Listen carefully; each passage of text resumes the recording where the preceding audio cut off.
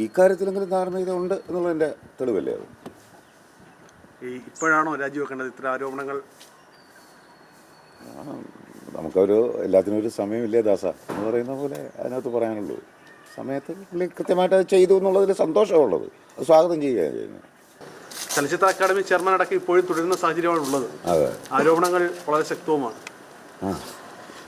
നമുക്കറിയാലോ, ഉപ്പ് തിന്നവർ വെള്ളം കുടിച്ചേ പറ്റൂ.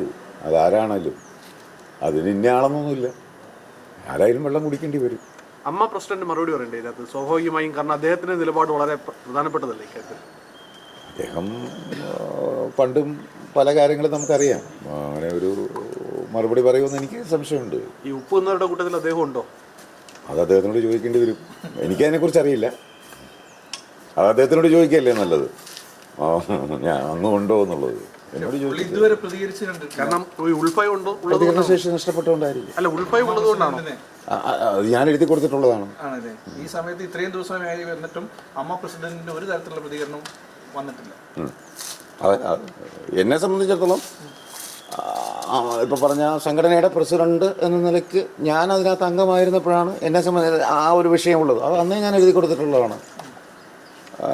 പ്രതികരണശേഷി അങ്ങേക്ക് നഷ്ടപ്പെട്ടോ എന്ന് ഞാൻ ചോദിച്ചിട്ടുള്ളത്. അല്ല, ഈ സർക്കാർ ഇടപെടൽ ഇപ്പോൾ കുറച്ചൊക്കെ എന്താണ് പ്രതീക്ഷ തോന്നുന്നുണ്ട്. നേരത്തെ ഞാൻ പറഞ്ഞ ഒരു പ്രതീക്ഷ ഇല്ലെന്നാണ്.